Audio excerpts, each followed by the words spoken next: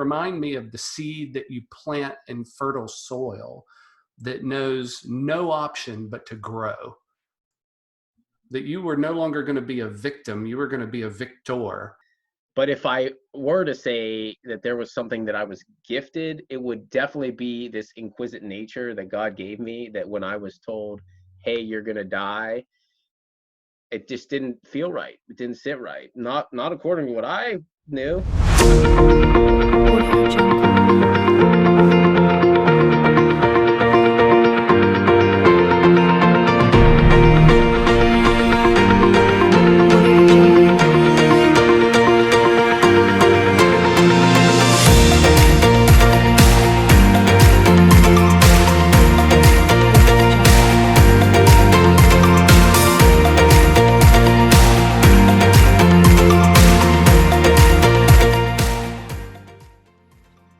Whose practice sees at least 1,000 a week. He's gotten up to 3,000 patients a week. Holy hell. Holy heaven. Okay? Holy heaven. You've got to be doing some transformational growth and healing to be able to attract those type of people. And that is, without a shadow of doubt, what my purpose on earth is for. To attract that, to show people the light. Your results are not what you want. There are only two things you can do to modify your results. That's change a belief or change the actions that you take. 30 days, in my opinion, is too short to create a transformation. When you're working with patients, how do you get them to see that your transformation, although you want it, immediate gratification and change right now in order to feel less pain, to live a whole life, how do you bring the concept of time in so that it's realistic, so that we have time to work on belief, we have time to work on actions, so that the results that we create are quality and reinforce the positive beliefs that are going to build momentum? You've got to take them through a transformational experience. It's not transformational thought necessarily. You can't think your way to the outcome. You've got to act your way. Part of the most important part of that component is the thought process. I'm in a profession where I've got to take you from where you're at now. I can take this pill to take care of my pain. I can take this pill to get rid of my MRSA, which I personally did have, forgot to mention that. And I worked with my osteopath and I said, hey, I'm not taking any drugs. What can we do? What can we do? There's my cards. How are we going to play them? You should find a doctor to work with that can reshift your thought process. But it's all this outside in approach that I've got to deconstruct. And I've got to reignite, reawaken this thing that you've been born with, and I've got to connect to that. Mm-hmm. And there are systems and processes and ways to connect with a person. And it's individual, but it's still very similar because humans have patterns of behavior, and I've got to pattern interrupt. I've got to be your leader. And people need that. People want that. I can't take responsibility for your health. And so... Right. So I read a quote from the president of the American Pharmacist Association probably 12, 15 years ago. And it was such what I thought was a compelling statement that helped me see healthcare a little bit differently. He said, it is unfortunate this day in healthcare that the patient has to be ultimately responsible for their own healthcare. No longer is there trust for that responsibility to be assumed by the healthcare professional. And that was one of these, what? When has the healthcare professional ever been ultimately responsible for my healthcare. When did we give that right up of our own healthcare into someone else? And it became very clear to me then that I feel bad. I go to the doctor, I get a piece of paper, I get it filled, and all this external stuff is being used to treat an internal issue. And granted, I understand the value of that under certain circumstances, but when have we in healthcare ever empowered patients to be their own advocates and their own captains of their healthcare ship? And that is just for those people out there, I'm taking notes too. That's I had to think about that when you just read it for a second too. It threw me off a little bit, but absolutely, that is exactly. You want to talk about a mountain of insurmountable mountainness? Yeah. We've got generations of people who have experienced the healthcare system exactly that way, that in order to be transformed, I must rely on someone else. Now, as a leadership development coach, I would rather that person say, I am going to transform and I may need the assistance of someone, but I am the locus of control, action, and experience. That's a shift in perspective and truth. We've got to go find it, Ryan, I guess is what I'm saying. And that's our empowerment. You went on a journey to find your truth.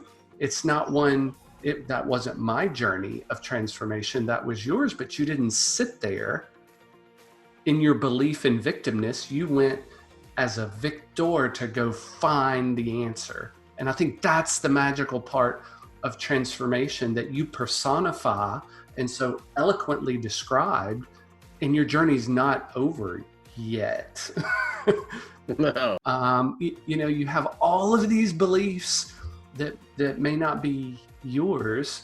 So it's a lifelong process of growth and transformation. And I think as long as we, and I say you and me respectively, as we are trying to lead people and develop ourselves to a higher value contribution in society with our innate giftedness and purpose.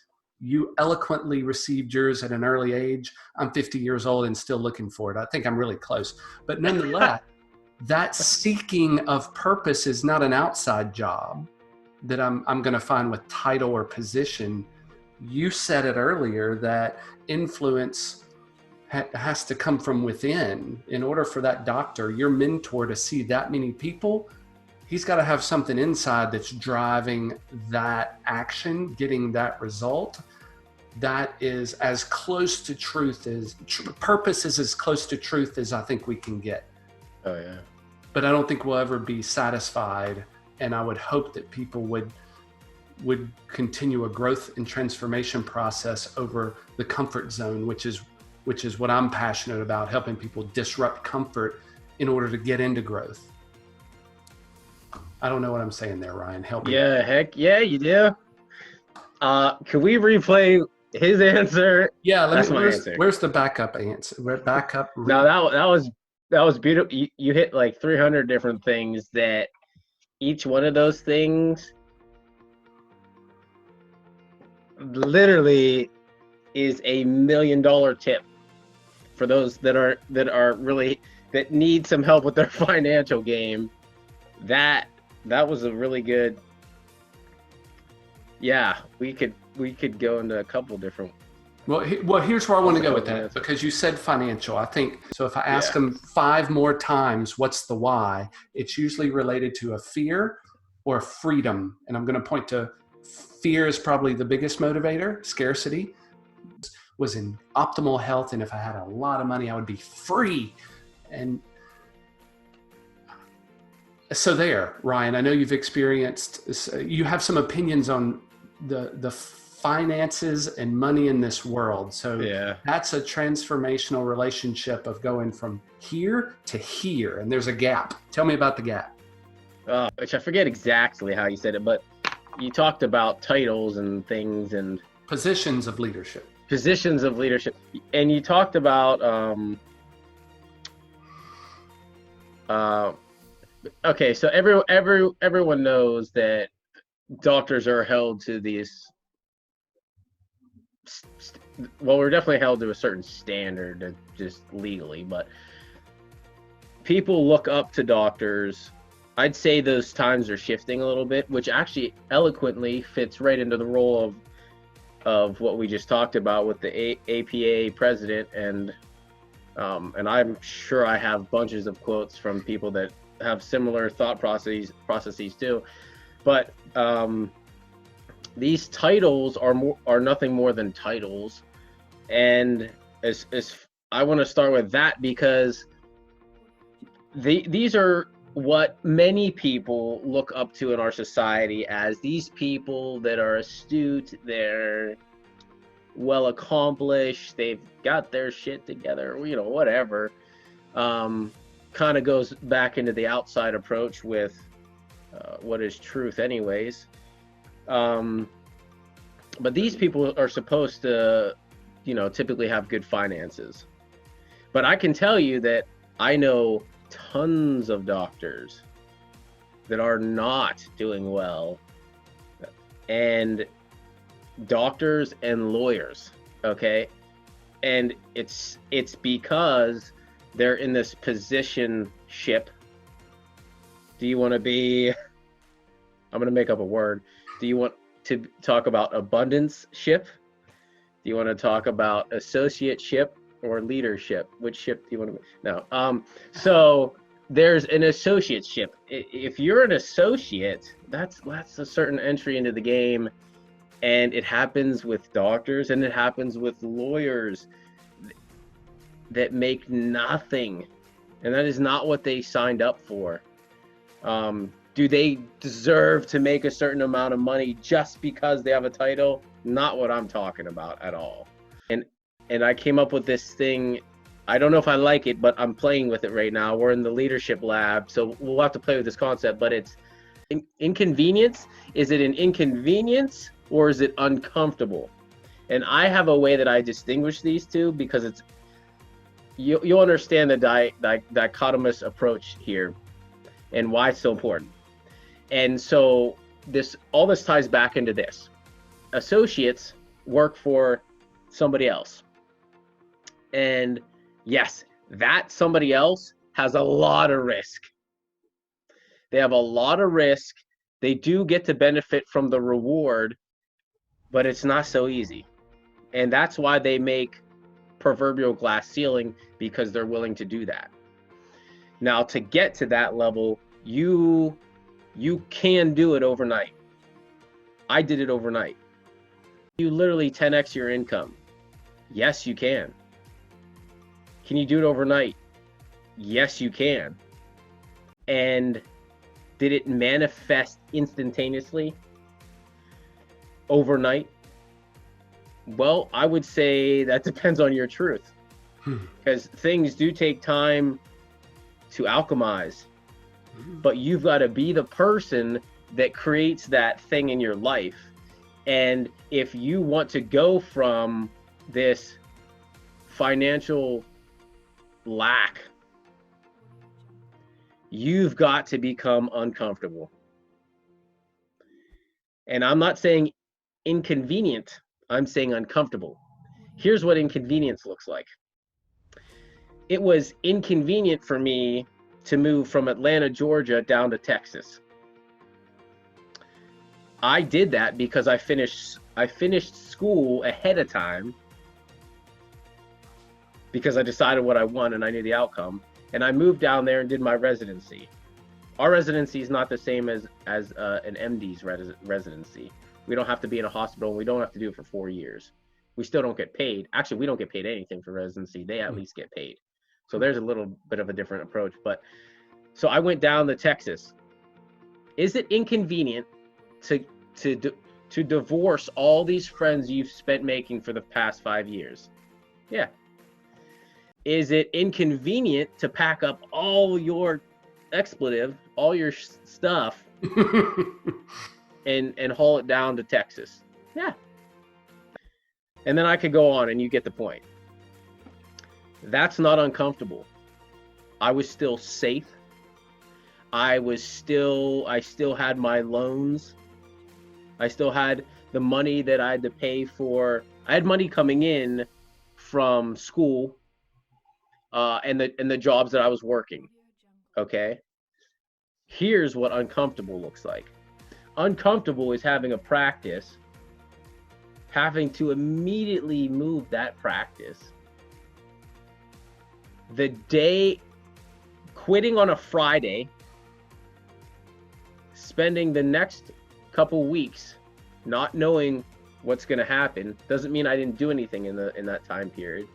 I just knew that to get where I wanted to go, to become who I know I need to become to achieve this thing, this purpose. This is something we'll have to talk about on another repeat, but your purpose has to be bigger than you. There's a lot of things I don't like. If you think this sacrifice is for me, you are dead wrong. If you think the financial abundance that I attract into my life is for me, you're dead wrong. Uncomfortable is quitting.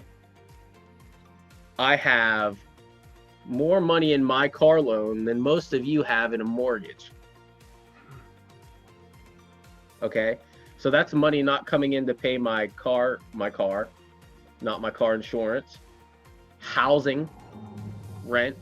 I eat a lot of healthy food. And by the way, so should you. You don't wait until you have the money to eat healthy. You start with what you can to eat healthy. Eat those healthy things. If that means you've got to take 1,000-calorie hit, look, I'm here to tell you, you need to do it. The point is, several $1,000s a month it takes just to keep me in the position that I was at. But I went to zero income in a position where I was already making very, very, very little as a doctor. To the next step, which is uncomfortable, because I did that. I knew I had to do that and create my own environment. Took the next step, opened up a clinic. Anybody out there who has business experience, think about packing up everything, moving to an not entirely different state, completely moving, having to get a U-Haul, having to do all these things, which is inconvenient. There is some inconvenience and uncomfortableness. Packed up everything, figured out where I was going to go, where I was going to open up, where this brick and mortar place was going to be, how I was going to get new patients. You can't worry about that. You just need to know that you got to do it. And other option, burn the bridges, people. And if you can't burn the bridges, you will never actualize what you are capable of. Oh, wow. I guess I'm going to suggest that people don't burn bridges. They still have a safety net. That I'm going to try it for a couple of weeks and try to lose those 10 pounds. But if it doesn't work, it's okay. I still have my wine. I still have my carbs. I'm going to be okay. That is not uncomfortable. It's not until they have a myocardial infarction that they go, okay, all right, now the playing field is different. I am compelled to do something different. Is that what we're talking about? Is that the same metaphor? Yeah, you nailed it. Okay. That seems like a magic, awesome sauce that we need to sell moving forward. So anybody who wants to know what he's about to say, my PayPal account is, and send $1.3 million, and I'm going to split it with you. Is that fair? Sure. Here's the magic right here. Go. Here it is. Get on it, and we'll help you in those times when you want to give up. And that's why you've got to seek out Dr. Edwin. Or Dr. Ryan. You could. Yep. I'm going to go with, he's probably got way more experience, or whichever side he's on your screen. Well, I mean, you have a good point. I did a lot of work with Olympic athletes in the doping control arena Oh, wow. for almost a decade. And one of my hallmark experiences that was a transformational opportunity for me was working the 2010 Vancouver Winter Olympics. And I was working the four-man bobsleigh event and the gold medal event between USA and Germany. And it was the most amazing experience because that landing platform with all the screens and all the crowd on the other side of it was a restricted zone. And I can remember when the USA came across the finish line 2/1000ths of a second faster than the Germans to win the gold medal. I think I exclaimed, "Go USA, you four guys are the best of the best." And a gentleman tapped me on the shoulder and he pointed over to the corner of the platform and he said, "What about that guy?" And he was dressed in USA garb over there. And I just kind of did this double take, like, who's that? And in that moment, I realized who asked me the question. It was Sir Richard Branson. Was standing on the platform. He's the only one who could buy his way on to that platform. But I said, "Well, what do you mean?" He said, "Well, those four men had the ability to win the gold medal, but it took a coach to create the belief. And they're both necessary in order for a gold medal event to happen in any area of your life." And I just went, well, I'm feeling really small right now in front of Sir Richard, but he said, "I have a coach." He said, "Any successful person in this world who transforms fully has a coach to help them get there, because the coach is the truth, so to speak. If we go back to those boxes, the coach is outside of us speaking our truth and wisdom that we desire, but we can't see it because of our beliefs cloud our perspectives. So here's a successful person in business. Here are successful athletes in sport. They get it. Why then in healthcare don't we have, instead of doctors who diagnose, that we have coaches who manage? Same with finances. Banks shouldn't be a place that we go to receive and deposit money. It should be a place we go to get coached. Take me there. Take me to that utopia. Was the coach, the guy on the sideline. That makes it so much more impactful. Yeah, that's absolutely it. Because the coach is going to give you the tools necessary to get there, but guess what? The coach is not going to feel bad if you don't make it. Nope. Why? Because he's already created tons of other Olympic athletes. And if you want to sit there and point the finger at him and say it's his responsibility, I mean, that's ridiculous, right? Right. It's the same in my field. It's the same. Faith has come into this conversation a few times, and we are creatures who are bodies, and this is the only one we're gifted with that we can translate and move in this world with. We have minds unlike any other creature on the planet, but we're also spiritual beings. There's a divine nature about us that I think our purpose is related to.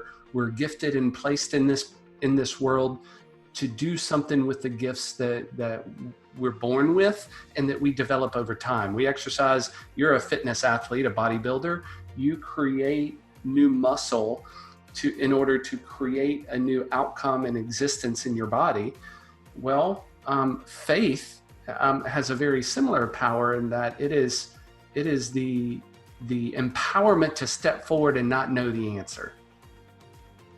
So in your transformational experiences, you've learned to combat fear with an antidote.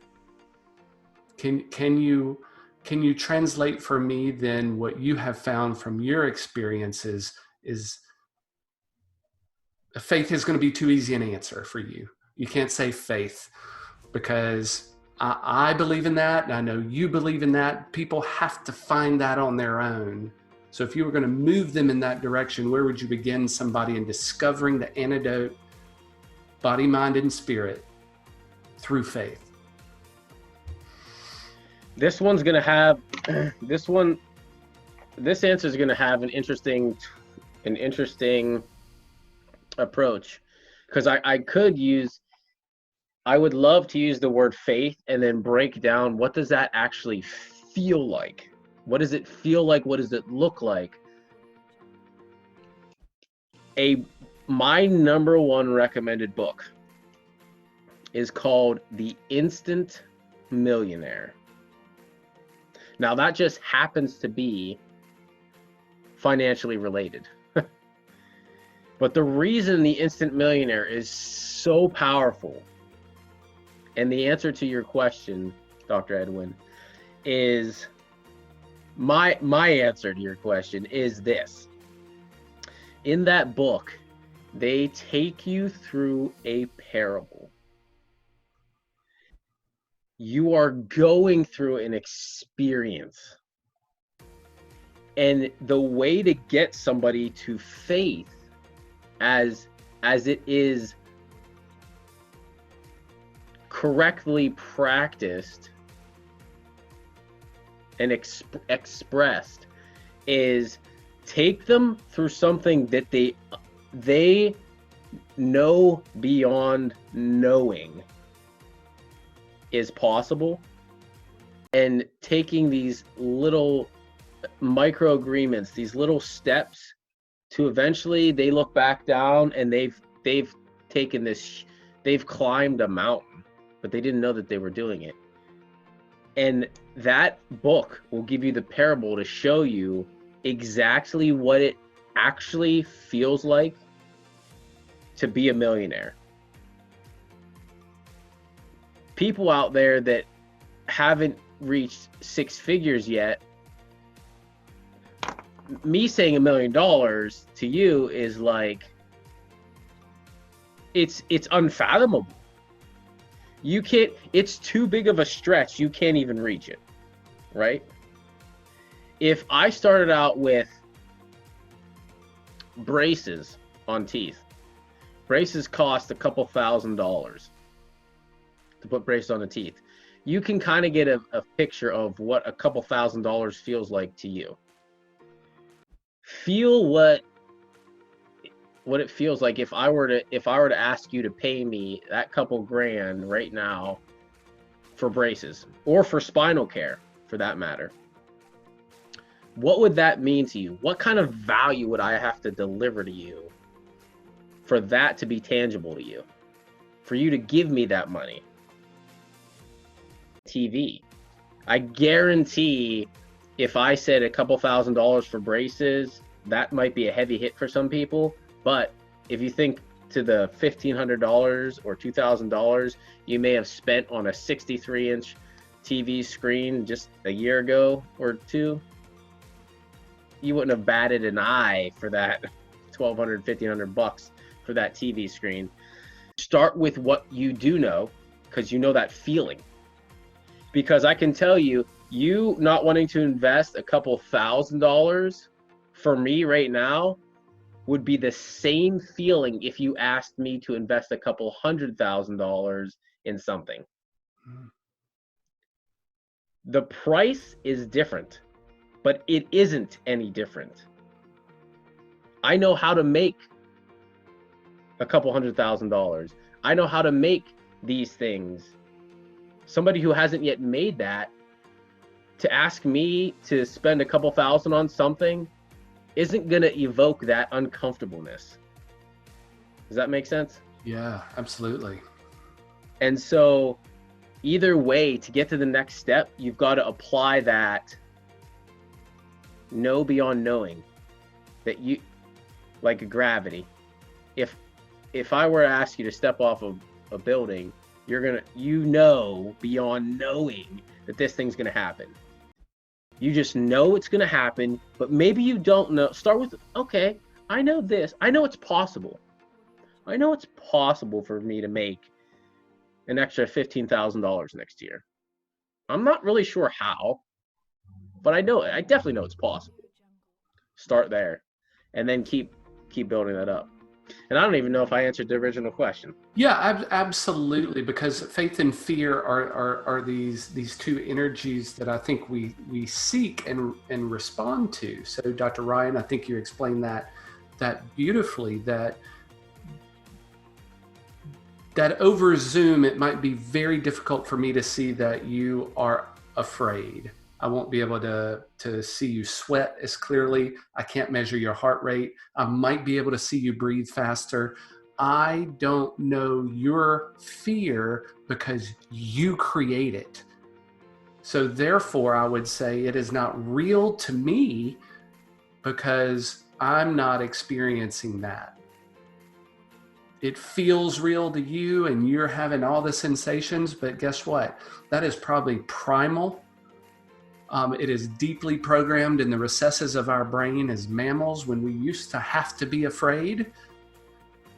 Today, we live in relative safety. And I'm going to say relative in the context of what we're all going through right now. Yeah. But for the most part, there's very little we truly have to be afraid of in society. I know that depends on where we stand. So I'll give that caveat. Truly, whatever we're creating in our head, whatever feelings they are, I'm going to suggest that they're not real because it's only you. The truth is somewhere else. Seek that.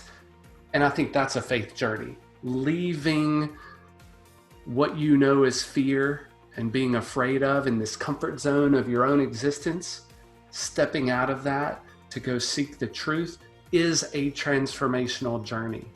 You don't know, but you're going to go anyway. And I think that's what leaders do. They know before and they go before anyone else. And that is all respective. That they see before, they see more because they have decided to leave fear, and their faith, that faith process of stepping forward creates a clarity of vision that creates courage to move. And like you said so beautifully through this interview, it's an experience. The experiences are going to be your greatest compass, your greatest teacher. And once you leave fear and do that, I think that is the beginning of an amazing transformational experience. Body, mind, spirit, financial, you name it. We've got to give up to go up, right? They can find me if you are privy to Instagram. It would be the.pittsburgh.spine.doc, DOC, which I may shortly change to Doctor. But the Pittsburgh Spine Doc. The other best way is you can find me on on my website. My alias is the Dr. Livingston, which is THEDR Livingston, LIVINGSTON.com.